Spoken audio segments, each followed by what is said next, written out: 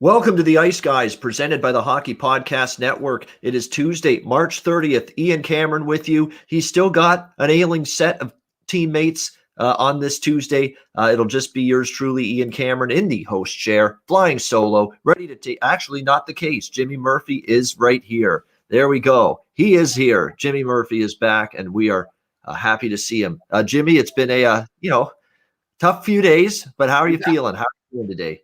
I'm all right, man. I'm all right, battling through. But big thanks to you, man, for picking up the slack while Alex and I have been on the shelf here on the IR. You're doing a great job, so we appreciate it. That's okay. That's what I'm here for. I've done a million of these shows. I do shows pretty much every day for the last 5 years on various platforms and various sports. So it's okay. And I've done a lot of them on my own. So no problem for me, and happy to do it. And right, like I said, but I'm even more happy to see people with me. That's for sure. For sure, man. Good to see you. Give my mouth a break, and I'm going to go through more bottles of water on a daily basis without you guys around me. Holy mackerel! So my mouth's going to get parched every single day for the rest of my life. Doing these shows like 1 hour straight yesterday, just me talking. It's not the easiest thing to do, but somehow we make it work. Tuesday NHL card, pretty good card tonight. 7 games on tap. Before we get into that, a little look back at what we saw Monday night.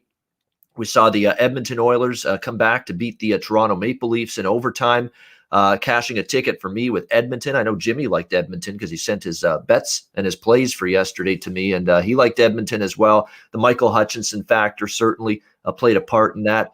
Give the Oilers credit, though. I mean, they've had a really difficult time of it head-to-head against the Leafs this season, but they finally got off the schneid. Mike Smith was beyond good in the 2 games against Toronto. Even the game they lost on Saturday, he played magnificent in net for the Edmonton Oilers. If that's the Mike Smith they're going to get the rest of the season, that's going to be a team that's going to be dangerous, and they'll have a chance to beat anybody on any given night. If they're going to get the kind of goaltending they received from Mike Smith at the age of 39 in the last 2 games against the Leafs, and he was a big part of the difference in why the Oilers won last night. In overtime by a score of 3-2. In terms of some of the other action we saw last night, the Winnipeg Jets basically turned the Calgary Flames right back into that dumpster fire. Once again, the Jets dominating the Flames last night. A little bit of a one-off anomaly. And that's essentially what we got to chalk it up to now, an anomaly with the Calgary Flames that they won Saturday after Daryl Sutter ripped them and criticized Johnny Gaudreau with that brilliant quote about he better have more energy than he had in his 499th game. That was classic. And sure enough, Calgary, they had the one game, the coach, tars and feathers them, rips them publicly, and they can't sustain it. Calgary's just not a very good hockey team. I think we're starting to find that out. They've got issues. They've got internal issues. They've got issues on the ice with their top players not showing up game in and game out, and the Winnipeg Jets take care of business against them last night. We have to talk. The one game we have to talk about from last night is what the Buffalo Sabres did. This is the only team in the NHL that could pull off what they did last night, because through the first 2 periods, there was nothing fluky about the Sabres being up 3-0 in that game. They were taking it to Philly. They were getting their confidence back. They were making plays with the puck. They were playing in the offensive zone. They were actually playing with some semblance of structure defensively, and Allmark giving them saves. But they outshot the Flyers in the first 2 periods. They're up 3-0. You would expect even a team that had lost 17 in a row, playing as well as they were in the first 2 periods, to say, you know what? This is our night. This is our chance to get a win, snap this embarrassing, hideous skid that's just, being shamed across the NHL. Everyone is shaming us for how bad we've been. This is the night to end it. But no, the Buffalo Sabres just can't stand not being a shit show, at this point in time. They just can't. They just love it. They love being a mockery. They love being, the brunt of all jokes in the NHL. They love being a joke, essentially at this point. I can't believe what I saw. How you have the mental toughness of a little runt or a little peanut, whatever you want to call it. They're mental midgets, this Sabres team. They're playing great hockey. Philly gets an early goal in the 3rd period. It was a nice play they made to make it 3-1. And that moment in the game, the Sabres just collapsed. They panic. They start to get tense. They grip the stick. Marty Biron said it in the postgame for the Sabres on their television broadcast last night. That's exactly what happened. He couldn't have said it any better. They gripped the sticks. They got tight. They got nervous. And all of a sudden, 3-1, they're panicking. They're giving the puck away. They're making the same kind of bad plays and the same kind of terrible hockey that they've had the last couple of weeks. Philly gets momentum. They get the 3-2 goal. And by then, Buffalo's just panicking. They know, hey, we're letting this game slip away big time. And sure enough, the Sabres hang in there, hanging on 3-2.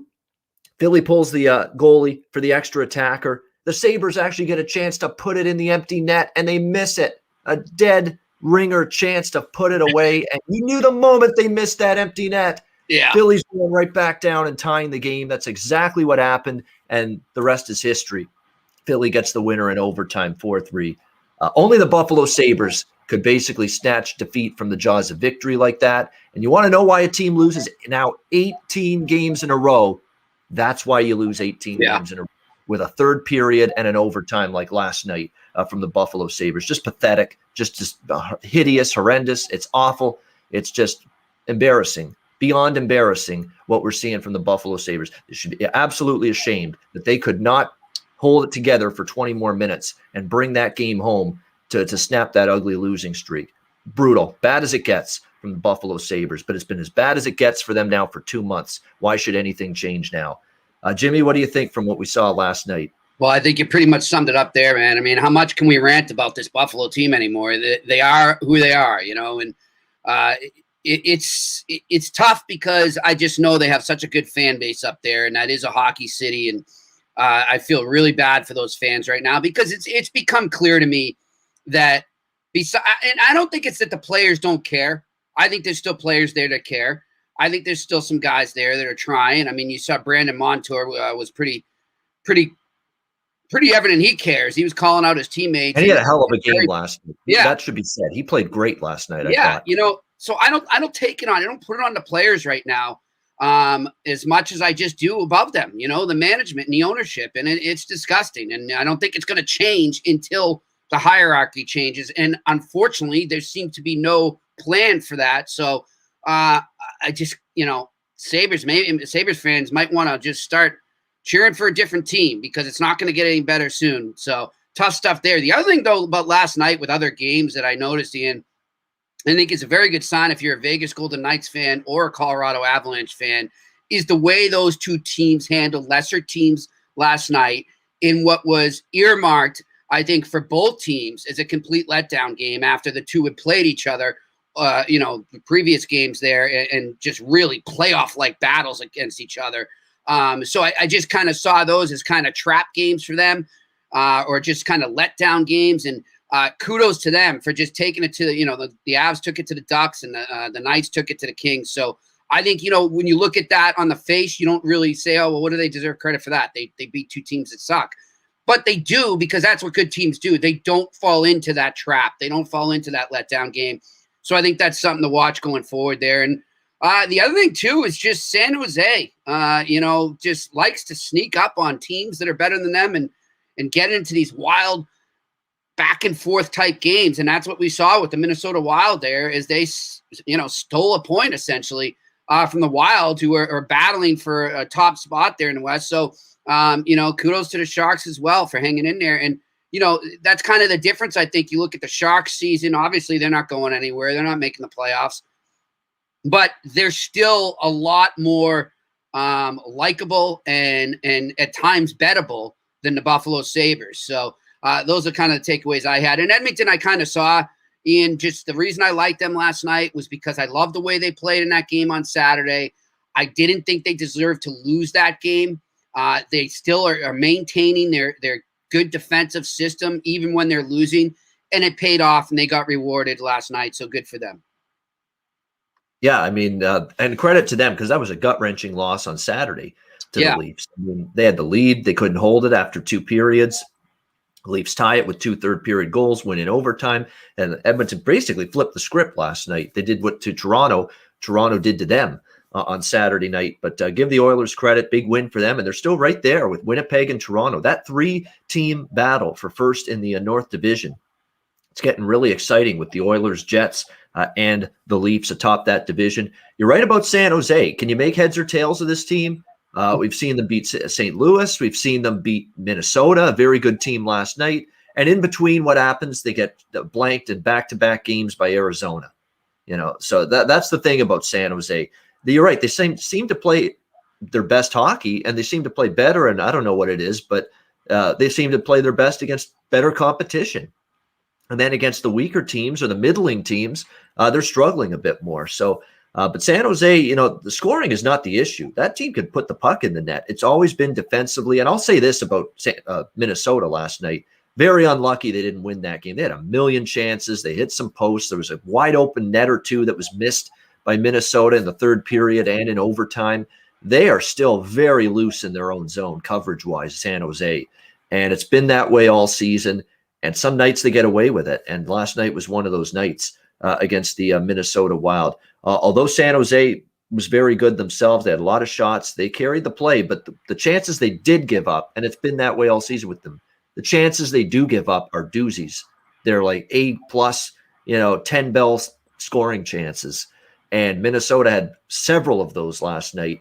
And San Jose kind of fortunate. Minnesota didn't bury some more of those chances, but there's no doubt San Jose is a capable team, especially when they get that offense going. And Kane, Couture, LeBanc, Carlson had 2 goals last night. He's actually played better offensively. He's still a disaster in his own end. Like, he was directly responsible for one of the Minnesota goals going in, but he's got the offense finally going, which had disappeared for a bit. So they need that from him because that's what he's got. That's all he's got. Yeah. Erik Karlsson is the skating, the power play ability, and the scoring and the points from the blue line, the point production. It's not the defensive side of the puck for him, so he better deliver that for San Jose for the money he's still getting from that just exorbitant contract that he got from the Sharks. All right, Jimmy, let's turn our attention now to tonight. Tuesday's action. We'll start with the Washington Capitals taking on the New York Rangers. About even money, -110 here on both sides. Total 6, shaded to the over in this one. I'll tell you what, the Washington Capitals looked like it was going to be a nice, calm, easy Sunday afternoon victory against the New York Rangers on a couple of days ago. It was anything but. The Rangers mounting a furious rally. They get that game to within 5-4 with about a couple of minutes to go, and there's the Capitals having to hang on for dear life and win that game by a score of 5-4. I like the way the Rangers are playing, and I like the way they responded in that game. They were down 4-1. They could have said, hey, it's not our day, but they didn't give up. They played really well. Battled back to make that game exciting down the stretch. Now, Washington's hotter as can be. There's no question. They just completed a 5-1 homestand with that win against the Rangers. They've won 2 of 3 against the Rangers the last 10 days, but the Rangers have been ultra competitive in those games. So, yeah, Washington's 11-2 here in March. They're playing outstanding hockey. Ovechkin has been awesome.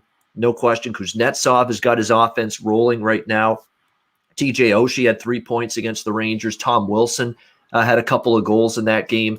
They're a tough team to go against here right now, but I'm going to go against them tonight. I like the Rangers here back home in this one. I know Washington's not an easy team to go against, 14-2 in their last 16 games. Kuznetsov, like I said, has been excellent of late. What's he got? 4 goals and 8 assists in the last 10 games. Wow. If you talk about goal scoring props, there's someone to look out for, no question. Lars Eller, though, injured for the last several games. He's missed due to a lower body injury. There's a chance he might return tonight. We'll see.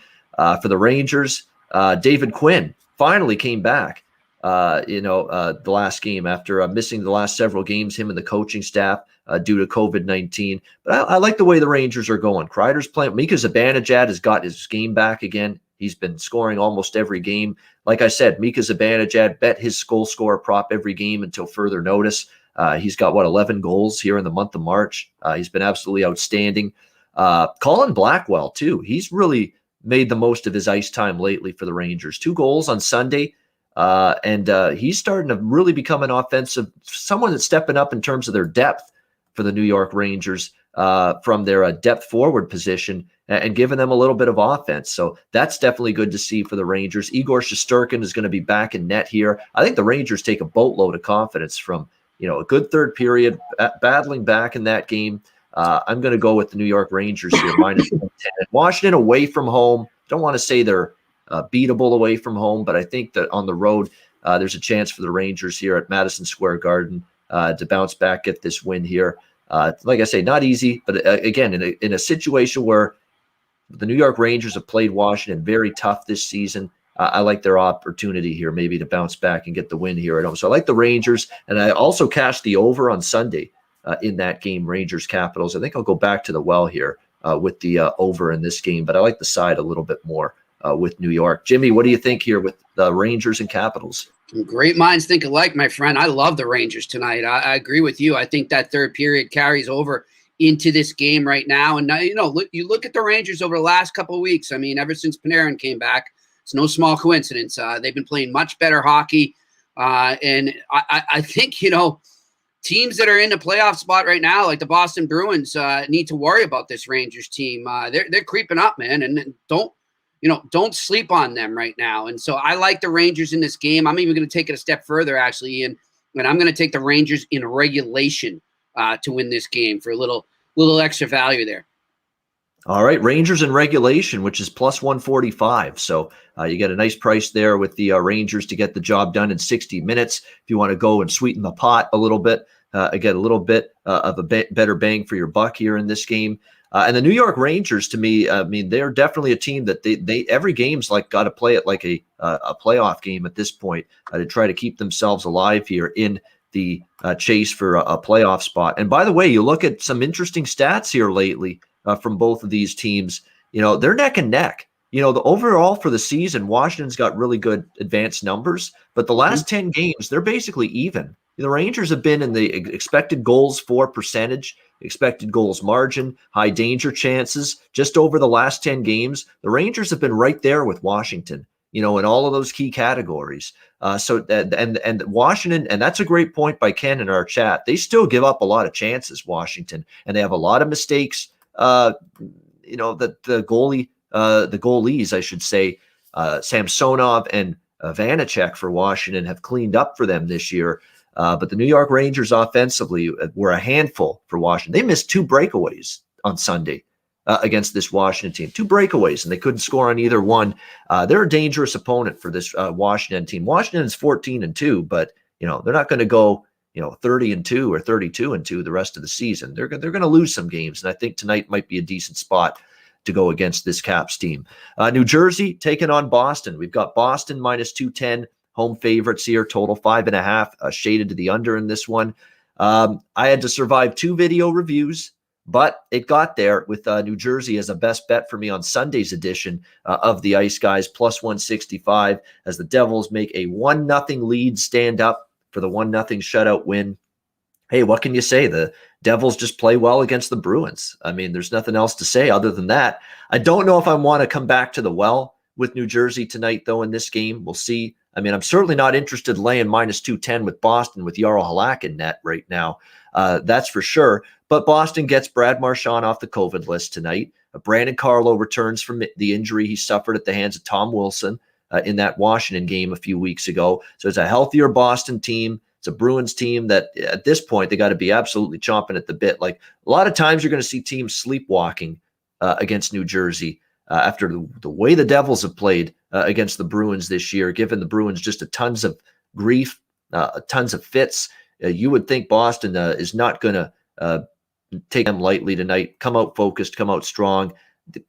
Can they score is the question, because again, the Bruin offense has just been very, very disappointing at times. Even the top line, the big guys, Marchand, Pasternak, Bergeron, they've cooled off a little bit. Krejci, where's he been? Jimmy alluded to that a few days ago. Definitely they need a little bit more out of him. The depth forwards, forget it. You're not getting a whole lot offensively from them right now. It's just a monster of a price for a Boston team. Look, Boston's having a hard time winning games at all, let alone winning games by margin right now.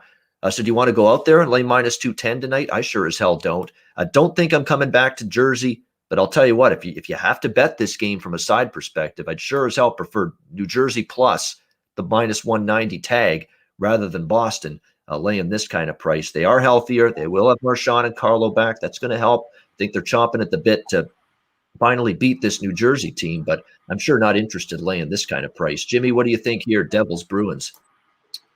Yeah, this is I don't know how they could be. I mean, I get they're getting those guys back. I wish I had seen what the odds were before it was announced this morning that they were getting him back. I wonder if you would have got a little better value there. But I mean, look, this New Jersey team's own the Bruins. I mean, what are the odds makers watching that we're not? I mean, what's going on here? Like, they should not be favored this high, even with Carlo and Marchand coming back. They had Carlo and Marchand, a few weeks back when they lost 1-0 to them.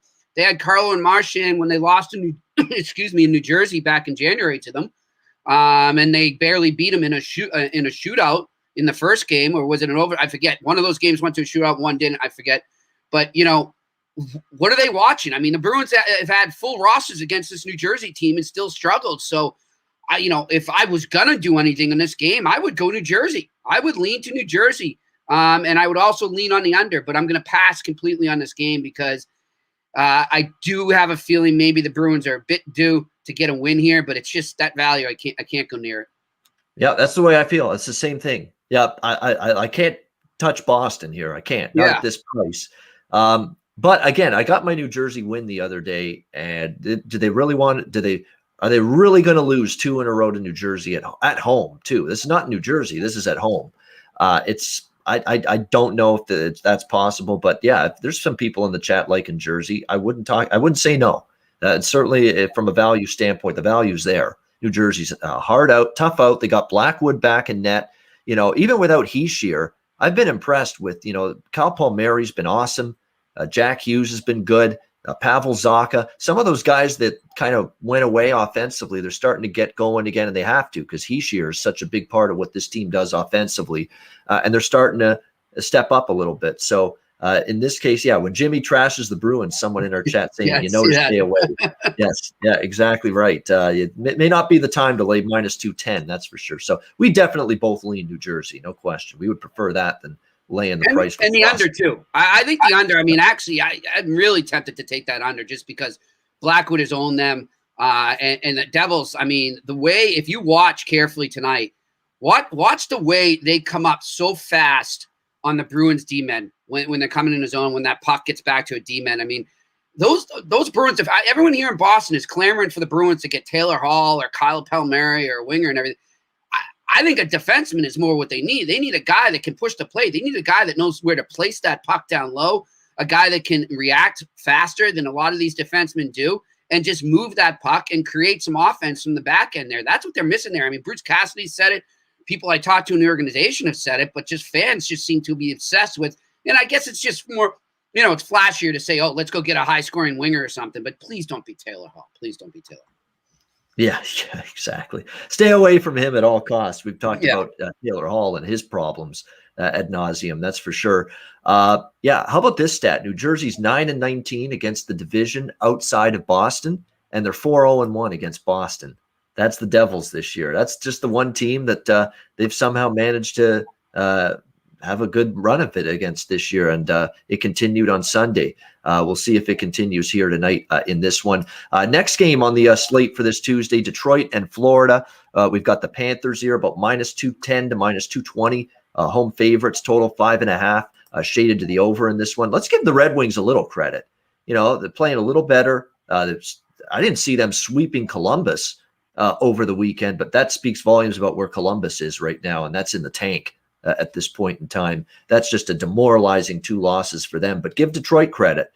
They found something with Calvin Pickard. He's been forced into the net in starting action because Jonathan Bernier's injured and because Thomas Greiss is struggling. He's fighting the puck.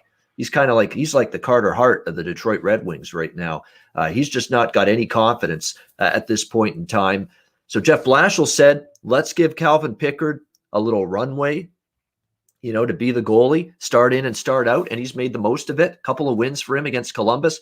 Going to be tougher here against Florida. For Florida, obviously, just devastating. I'm not a Panthers fan, but I hate seeing things like this where you lose a player the caliber of Aaron Ekblad with the season he had been having up to this point. You talk about shitty luck. And it's like, what have the Florida Panthers done to piss off the hockey gods or something for this to happen?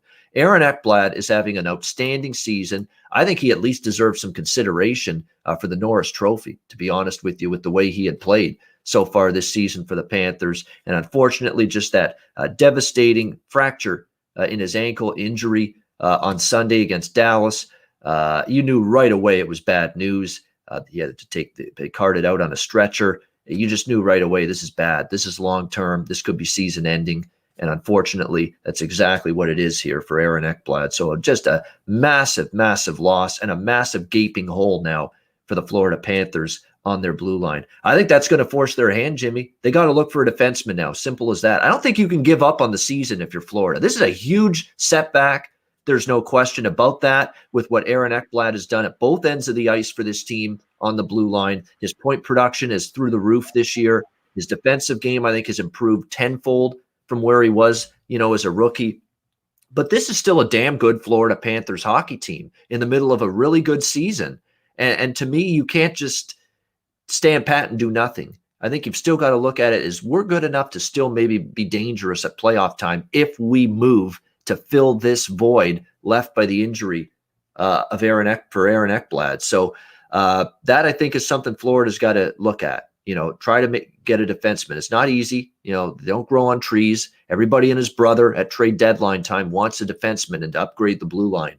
But I think Florida has to at least try, because to see them just stand pat, you can't stand pat with this blue line. If you want to compete for a Stanley Cup, are we there? Does Florida think they're having the kind of season that they can do that?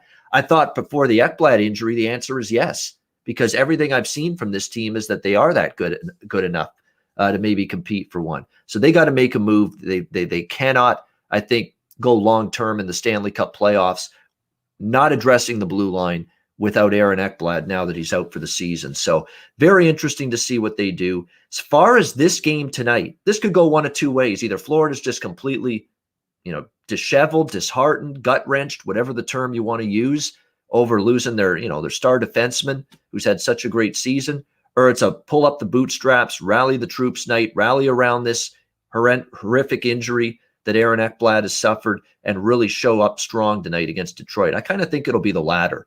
I think Florida will show up with a good game tonight, with a big game.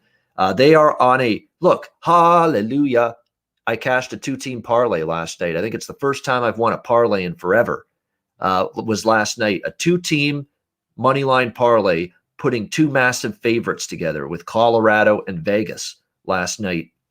And they both got the job done for me with that 2-team parlay I recommended on the show. I've got another one today, and Florida is one of those 2 teams on that 2-team parlay. I think they beat Detroit. I think they rally around the Aaron Ekblad thing today and really show a good team game, a good strong game, show that, hey, we're not rattled. We got a good hockey team here. I know they're still banged up too. Let's not forget that. Not just Ekblad out, but Barkov looks like he's still out. Patrick Hornquist is out. I understand that, but they won without those guys over the weekend against Dallas. This is Detroit. I think they've still got enough to beat them, and I think the will to show everybody, hey, we're not done yet without Aaron Ekblad. I think they'll win this game. They're one of my 2-team parlay teams tonight. Florida to take care of business against Detroit. Jimmy, what do you think here? Panthers, Red Wings. I think we're not going to see a lot of goals in this game. I think it might take them a bit to adjust to not having Ekblad there. I know he wasn't a huge offensive guy, but just your defense gets rearranged right now. We were just talking about the Bruins and, how important it is to have defensemen that can place the puck for your wingers and your forwards down low.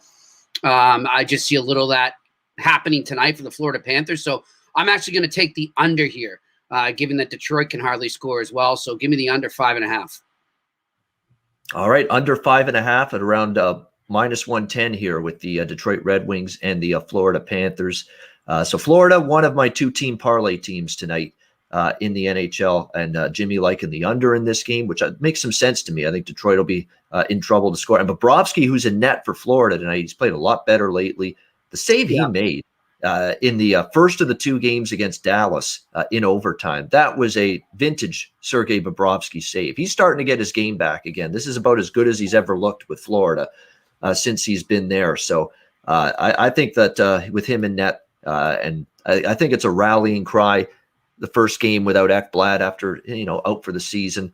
They'll show up big tonight and have a good game, probably a good defensive game as well, and beat Detroit. And Detroit's a little banged up too. I mean, Bobby Ryan is now going to be out, and he's actually played pretty well at times this year for the Red Wings. Mark Stahl had been injured, although they might have him back tonight. But nevertheless, I do like Florida to get the victory here tonight. Next game, Columbus, Tampa Bay. Tampa Bay minus 215, 220. Home favorites in that range, total 5.5 across the board.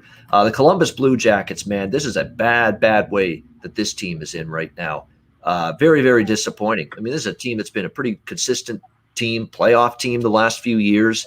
And right now, it's just not good at either end of the ice. Korpisalo has declined. Merzlikins is okay, but he's not a world beater in net. The defense hasn't been as strong top to bottom this year. They've given up a lot more goals. And now the offense is just completely evaporated for the Columbus Blue Jackets. I mean, where has this team's offensive game gone? Patrick Laine, one of the Ice Guys store items, make sure you don't forget about the Ice Guys store. One of the items in one of the shirts, it's going to have different slogans and sayings. One of them is, can't find him with a telescope on the ice. One of my famous sayings. That's Patrick Laine right now for the Columbus Blue Jackets. Can't find this man with a telescope on the ice. What's he got? 1 goal in 15 games? That's a disgrace. That is an absolute disgrace for a guy that's supposed to be brought in here to light up this Columbus team offensively, and he's doing jack squat right now, essentially, for the Columbus Blue Jackets. That's the way it is, and that's unfortunately what you get from Laine. He's still not working hard enough when he doesn't have the puck on his stick. That's always been a sticking point with Patrick Laine in his NHL career. He doesn't work without the puck. He's very lazy on back checking and all the stuff that is required out of a forward in terms of responsibility at the defensive end of the ice.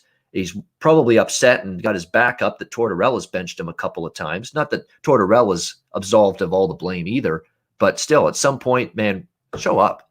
You are being paid to produce offensively. Forget the other stuff. Forget the fact that you're negligent away from the puck. You've always been that way. But you can at least do the thing you're good at, and you should be motivated to do that. Stop being a baby. Stop whining. Stop complaining. Go out there and score. Please, can you do that? You're getting enough money to do that. Do it. Period. Stop it with this, nonsense that, everything can't be just so nice for Patrick Laine. It doesn't work that way. Sometimes, you've got to make it happen.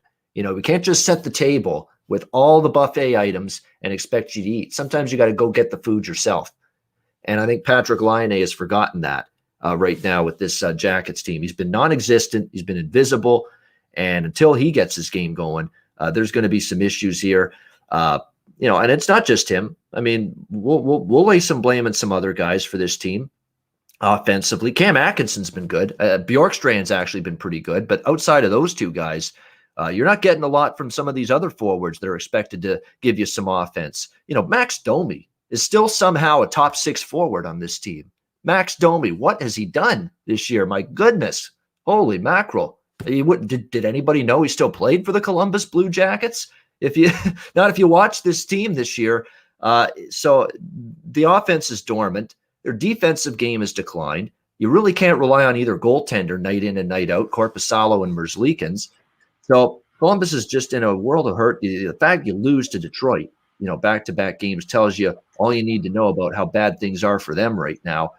On the flip side, Tampa Bay is actually going through their own little funk. They've lost a couple of games now. Their defensive game is not where they'd like it to be. And now they've announced that Curtis McElhinney is going to be in net tonight for the Lightning here in this game. Boy, I'd like to take the over in this game, but can I get anything out of Columbus? I would think with the Lightning looking a little vulnerable defensively and with McElhinney in net, not Vasilevsky, that maybe this is a night Columbus can get some offense going. So I am going to bet the over. I'm definitely confident Tampa Bay can score a bunch against this Columbus team tonight. I think Tampa will win the game too. They're the other part of the 2-team parlay. So for me, I'm on Florida and Tampa Bay. 2-team parlay plus 105 is the price with that to get those two teams parlayed together. I think that's a good bet. I think they'll both win, the Panthers and Lightning. It's the Florida parlay, I guess you can say, with the Panthers and the Lightning. And I'm going to take a chance with the over. Look, I know Columbus ain't scoring right now, but with backup goalie McElhinney, who's had not great numbers this year, with Tampa Bay's defensive game not being all that sharp, their penalty kill as well. Tampa Bay, that has struggled in recent games. So I've got Tampa Bay in a parlay, and I like this Jackets Lightning game to go over the total. Lion A, do something. Please. That's all I'm asking. Do something. Help this team offensively. You got to be the guy. You're being looked at as the guy to be the leader of this offense for the Jackets. And if they're going to get out of the scoring doldrums they're in, it's got to start with him. And it's got to start with a harder game, more effort, more intensity than I've seen from him in the last several weeks. We'll see if he delivers tonight for the Jackets. The way he's played lately, maybe I shouldn't be holding my breath. Jimmy, what do you think here? Columbus, Tampa Bay. I'm with you. I mean, I like your rationale on why there could be some scoring here. And you're right. Tampa's defense has been a little off lately, and then you get McEnany coming in. So I'm going to go with you on the over there. I'm also going to do another play on this game as well, Ian, and give me the Columbus team total over 2.5. I mean, if this game's going to go over, I got to think that they're scoring at least 3 goals. So give me the team total for Columbus at 2.5. All right, interesting. Yeah, Columbus team, it's definitely cheap because they've been putrid plus offense. 130. Yeah, plus 140 even in some spots. Okay. Over 2.5 for a Columbus team total.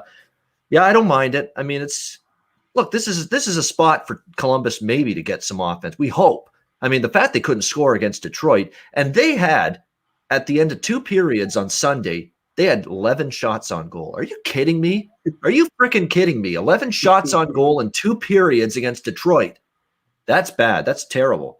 And they've got to find some way to get things going offensively. And it just hasn't been there for them. Hopefully it is a little bit tonight in this game against the Lightning. And the Lightning have 2 key injuries on the blue line. I mean, that's another reason why they've struggled defensively lately. Eric Chernak and Ryan McDonough are both out for Tampa Bay due to injury. So they've got to go with Andreas Borgman, Cal Foote, Jan Ruda, in this blue line, guys that don't normally play on this Tampa defense for them. I mean, Hedman, Sergachev, and Luke Shen, are the only mainstays now on this Tampa Bay blue line currently. So they're banged up on the blue line. There is opportunity for teams that want to score goals against Tampa Bay at the moment.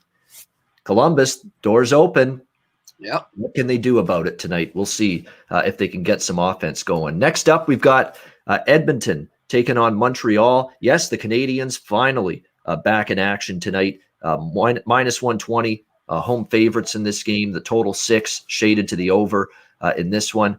Edmonton back-to-back for them. They were in Toronto last night. A big overtime win for the Oilers against the Leafs.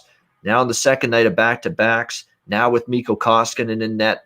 I don't love this setup one iota for the Oilers tonight against Montreal in this one. Montreal, now you could always say about these teams that have been off for over a week, like Montreal has due to the COVID-19 pause. Rust or rest? Which one is it? I think it'll be rest. I think this team will come out flying, and they know they've got to they got to go on a run here. I know they've still got the 4th spot, but there's still a couple of teams behind them. It's an important game for the Montreal Canadiens. They are still shorthanded up front. It doesn't look like Eric Staal, he won't be making his debut. He's got to do quarantine, of course, for another at least another week, I believe, before he can be cleared to play. He had to quarantine coming across the border after the trade with Buffalo. Yoel Armia is still out. Tyler Toffoli is still out. Ben Sherratt on the blue line is still out. You could argue that, Montreal, the price isn't the greatest, but I think the spot is amazing for Montreal, and I think the spot is equally as bad for Edmonton. Coming off the big overtime win, you got the much weaker goalie in net in Mikko Koskinen. He just doesn't have good numbers this year, Koskinen. There's a reason now Mike Smith is firmly entrenched as the number 1 goalie for this team. Edmonton does do well against Montreal, especially in Montreal. That is my one little area of concern, but I'm still on the Habs here tonight, taking Montreal at around minus 120 in this game. Jimmy, what's your thoughts here? Oilers and Habs. Yeah, I mean, you got the Oilers playing last night. You get the Habs coming off a long layoff. So either you're going to get a really rusty team or a worn-down team. And I just think that Montreal has probably got a ton of pent-up frustration after what they just went through, being held off the ice with COVID there, watching these teams around them advance in the standings. And I think they're just going to come out of there like shot out of a cannon. I'm liking, I go with this game, guys. I like the Canadiens so much that I think it's time for Jimmy Puckline. Bring them out right now. The Montreal Canadiens minus 1.5, and I'm looking at plus 180 here on Bovada. All right, yeah, plus 185 in some spots as well. So a pretty good price there. Montreal puck line, -1.5, plus 185. It'll be Koskinen. It'll be Carey Price from Montreal. Carey Price actually played pretty good last few games before the pause. So hopefully that does carry over here to this return to action for the Montreal Canadiens tonight against the Edmonton Oilers. Next game, Carolina taking on Chicago. The Hurricanes -150 to -155. Road favorites here, total 5.5, shaded to the over in this game. I like Carolina, but I like them in regulation here, -110. Let's see if we can get a better price on that. Carolina's just got it going. And Vincent Trocheck, who has been arguably their best forward, he's been every bit as good for Carolina as Niederreiter, Aho, Svechnikov, and anyone else you can think of on this Carolina team. There's a good chance he's coming back from an injury that's kept him out for the last couple of weeks. So a big boost to Carolina up front. I can't say I'm impressed with Chicago. Losing back-to-back games to Nashville at home, that's not a good omen. That's not a good sign at all for this Blackhawks team. They look like they're trending on the downward slope. I don't trust them to beat a superior Carolina team. Lankinen is he's been decent at times, but he's very inconsistent. He had a good couple of games against Florida, not so good the last couple against Nashville. And Alex Nadalkovic is going to be the goalie tonight for Carolina. And this guy's in just in an absolute groove right now. He's playing great for the Hurricanes. And there's a reason why he's getting more starts than James Reimer at the moment. He's been excellent for the Hurricanes in net. Nadalkovic, you put him with that blue line, which again, it's not a brand name, superstar laden blue line. But this group collectively with Pesce and Hamilton and Jacob Slavin and Brady Shea and Hayden Fleury, I mean, they just get the job done. They're rock solid, and they work well together as a collective unit, as a collective blue line, and that matters here. So I like Carolina in regulation, -110. Maybe a small, tiny bet on the over if you can get 5.5. I don't like it at 6. I actually got a 5.5, but it moved to 6. I really don't like it as much at 6. If you can find the 5.5, I would play the over a little bit too.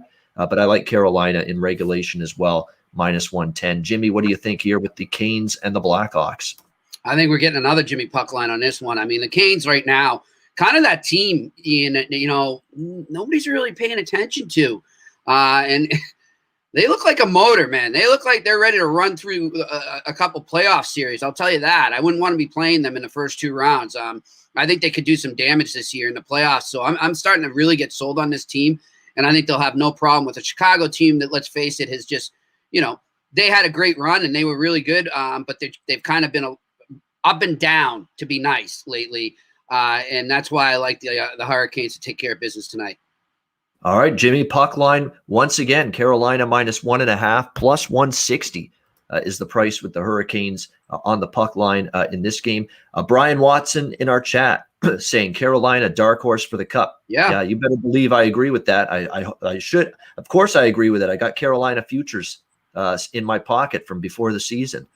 Carolina was one of the teams I bet to win the Stanley Cup, and they're absolutely right there. I mean, the advanced numbers crunchers have always loved this team the last couple of years because they've always been, at or near the top in puck possession, Corsi, and expected goal margins. All of those key advanced numbers have always liked and thought highly of Carolina, and that's carried over into this season. And now, if they find Alex Nadalkovic here if they found something in him, maybe as their future goaltender, and it looks like it's starting to look that way. Like he's been really good the last few games. And what I like too is, he had a little bit of they had the 2-0 loss against Tampa Bay, or 2-0 deficit early, I should say, against Tampa Bay on Saturday. You would think, hey, not going to be Carolina's night. Well, all they did in the second and third period was they outshot Tampa Bay 28-11 in the second and the third period combined, rallied to win that game in impressive fashion. I believe 4-3 they won that game. Very impressive. When they turn it on, they're like Colorado. They go through these spurts during a game where they get all the chances, all the shots, and they're not giving up a whole lot at the other end of the ice either. And that's the sign of a team when they can be dominant both ways of the ice during a game. That's impressive to me. And Carolina has shown that ability at times this year. Final game on this Tuesday card, it is Dallas taking on Nashville, two teams that suddenly have some life when it comes to the playoff race. Dallas minus 115, road favorites in Nashville. Total 5.5 here across the board in this one. So Nashville left for dead, but here we are, 5-game win streak for the Nashville Predators. Swept the 2 games with Chicago over the weekend. Roman Yossi's healthy again on the blue line. Of course, Matthias Ekholm's been back for a couple of weeks. That's significant. Unfortunately, Philip Forsberg, who's actually missed the last 2 games day-to-day with an upper body injury, he's been missing in action, and it doesn't look like he may return tonight for the Predators, so they will miss him. The guy that has really stepped up for the Predators offensively, they needed someone because it's not been the busts. Arvidsson's not done much. Johansson's had a tough year again. What else is new? It's Eli Tolvanen. He's the guy that's really given them a spark. That's why he's playing on the top line for the Nashville Predators right now. He's been giving them a legitimate offensive punch and boost.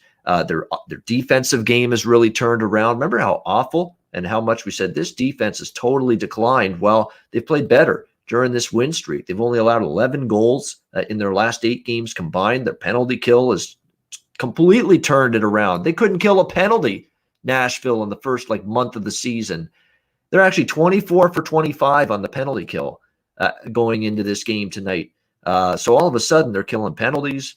Their defensive game's been good, and it goes with their goaltending because UC Saros has been finally gotten the net for 2 straight weeks in just about every game, and he's played very well. Unfortunately, he is also questionable tonight due to injury. They say he's available to play, but it doesn't mean John Hines will for sure start him. We don't know yet who the goalie is going to be for Nashville. Apparently, Saros is available, but we've kind of seen this with some other teams. Sometimes they don't put him in right away. And they just make him available to back up in the first game back from injury. So we'll have to see where Nashville goes with the goaltending tonight. It'll be Anton Khudobin for the Dallas Stars in net. And all the quotes for Dallas coming into this game is that this is the start of a 6-game road trip for them. You look at everything I read about this game, earlier today and, getting ready, preparing my notes for this show. Rick Bowness, Jamie Benn, all the key Dallas players, they all basically said in no uncertain terms, it's go time, boys. As in, look, if we're going to make something of this season, this 6-game road trip is going to be paramount. We've got to make something happen. We got to have a winning road trip. We have to have a good come out of it ahead, more wins than losses to put ourselves at least in a position to be thinking that we could push for a playoff spot. They haven't given up on this season. To be honest, they played Florida pretty good over the weekend. They should have probably won the first game against Florida. The second game, they just got into penalty trouble early and fell behind and couldn't make it up. And I thought at 5-on-5, they actually played Florida pretty even on Sunday in the rematch. So they are playing better hockey, Dallas. I like this spot a little bit for them. First game of a road trip. Bonus, the players, they're talking the talk. This is enormous for us, this road trip. We've got to play well on it to give ourselves a chance at the playoffs. This is the first game of that trip. I think they show up tonight. Don't love it, but I am on Dallas here, minus 115. I think they show up tonight, big effort on the road, get the victory over Nashville and end Nashville's 5-game win streak. Jimmy, what do you think here with the Stars and Preds? I'm just wondering, not from a gambling perspective, but just obviously because I got to cover as reporting. And I mean, it's like, are the Predators buyers now? I mean, they might be. If they keep this up, they very well might be. And what's crazy about that is that was the team that everyone expected to push the needle on the NHL trade market. So if all of a sudden they're buyers, man, we might have a very non-exciting NHL trade market because everyone's going to be waiting for someone else to start the dominoes to fall, and they were looking to Nashville to do it. Now I don't know who it is that has what Nashville had to offer on the trade market, like an Ekholm or a Ryan Ellis or what have you, maybe even a Ryan Johansson. None of those guys were apparently untouchable other than Rene and Yossi, right? That's what they said before. So, maybe all those guys are getting pulled off now. I don't know. So that's something to watch there. But as far as this game goes, I'm going to ride the hot team here, actually, Ian, and I'm going to take the Predators. Even money is to win tonight. I like it. So give me the Preds. All right, like in Nashville to keep the win streak going at around plus 100, even money on the Predators. And you're And for right. all those people in Nashville too, just thinking of them and good thoughts and good vibes their way. I don't know if you've seen what happened with the floods there, but I mean, Oh, there's really people bad. are dying from these floods, and everybody's been displaced. It's really bad situation down there. So hopefully the Predators can give them something to distract them from the real life problems they're facing. Yeah, there's some people liking the draw in this game. I wouldn't argue with that. It's a big game, points at stake for both teams. So the draw in this game, which is around plus 300, yeah, that's not a bad option either. It's probably a close game either way with the Stars. That's a great call. Yeah, with the Stars and the Predators. But I just like this. This is a big game. Dallas starting a road trip. They're talking like this is like, game 7. We got to get this here. It is for them because they're even further behind Nashville right now. So they've really got to make the most of this. And I think Dallas can rise up. But again, you're getting in front of a red hot Nashville team. And Jimmy made a great point.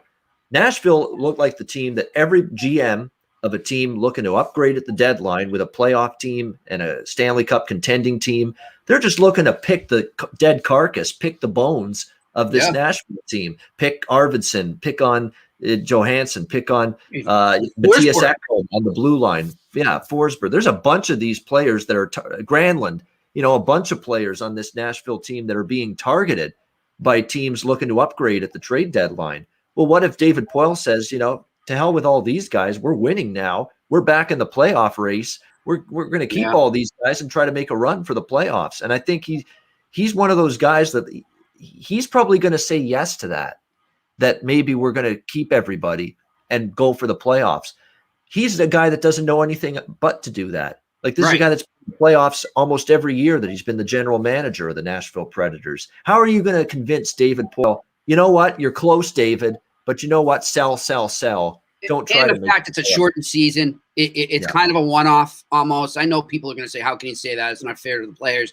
But it is. Let's face it. And if you've got a chance to win in this crazy, unique season with everything that can go on, who knows? Like you get in there, you're hot going into the playoffs, and then you play a team. Hey, as far as I've seen right now, guys, I haven't seen anything that says that COVID protocol is going to be any different in the playoffs than it is now. So we're going to have these absences that the Bruins and Canadiens just had. You can guarantee teams will have that happen to them in the playoffs, and that could be it in a 7-game series. So, it really, I don't think there's any clear-cut favorite for the Stanley Cup. So if you're a team like Nashville, why not? Go for it. This might be it for this core right now. It might be it for Poile in Nashville. So he might just say, screw it. I'm going for it. It is just, I'm laughing as you're talking right now because it's just amazing that we're even having this discussion about the Nashville Predators. Compared to 3 weeks ago, right? Where they were 3-4 weeks ago, a month ago. We thought, what a dumpster fire, what a disaster. This team is just absolutely brutal right now. I still think the bottom is going to fall out at some point. Like they're on a nice run right now. I think at some point the losing streak will hit. I don't know when that'll be, but I'm still going to need a little more convincing from Nashville. Like if you sustain this and you turn this 5-0 streak into like 10-1 or 11-1 in the next 10 or 11 or 12 games, then I'm going to be saying, okay, maybe you're on to something. But I'd like to see the win streak keep going a little bit more before we just say, okay, Nashville's ready to compete and be in the playoffs. We'll see. But they are playing better hockey. It started with goaltending. Saros is giving them saves. Their defensive game has been better since they got Matthias Ekholm and Yossi back from injury. And, of course, now they've had some youth movement in their forward group. And this Eli Tolvanen kid, who's now on the top line, and deservedly so, has given them a legitimate spark offensively. And he's done more than a lot of the overpaid veteran stiffs have done, on this Nashville Predators team. So I'll give them credit. We'll see if they can keep it going tonight against Dallas. All right, great discussion, great analysis, fun show, breaking down these games with Jimmy. It's good to have Jimmy back on the show today on this Tuesday edition. Before we get to best bets, a reminder, download the DraftKings Sportsbook app, sign up for an account, use the promo code THPN. No better time to use DraftKings and sign up than right now. We've got the NCAA tournament down to the Final Four after tonight. We have NHL and NBA with about a month left in the regular season with the push for the playoffs taking place in both of those leagues. Major League Baseball starts on Thursday. It is a great time of year. Download the DraftKings Sportsbook app. Sign up for an account. When you do, you'll get a deposit bonus, weekly specials, incentives, bet boosts, all kinds of different special offers and insider deals. And all you got to do to take advantage of that is download the DraftKings Sportsbook app, sign up for an account, and use the promo code THPN. All right, it is best bet time for this Tuesday NHL card. Last night for me, plus card in terms of I had more winners than losers on the card. Unfortunately, one of the losers was the best bet. That's been happening a lot lately for me outside of the New Jersey game on Sunday against Boston. So we'll see if we can get the best bet right here today. Jimmy, I'll start with you, though. What do you got for best bet on this Tuesday card? Well, I'm going to go with the Carolina Hurricanes on that puck line there in Chicago. Take care of business there. So that would be my best bet for this Tuesday night. All right, Carolina puck line, -1.5, plus 160 for Jimmy Murphy with his best bet, liking the Carolina Hurricanes to get the job done there against the Chicago Blackhawks. My best bet for this card is going to be I'm going to go with Montreal. I really like this spot for Montreal here tonight. I know they're still a little bit short-handed. I'm going to go Montreal -120 against Edmonton. I have no problems in this price range fading Mikko Koskinen. I just don't think he's been anywhere near good enough in net when you compare him to Mike Smith this year.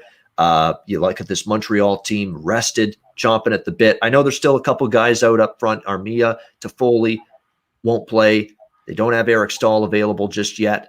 But still, I think you're going to see big games tonight from arrested Brendan Gallagher, Nick Suzuki, and company, Josh Anderson, who's been great this season. I'd expect them all to rise to the occasion. They're going to be fresh as a daisy, if you will, this Montreal team tonight.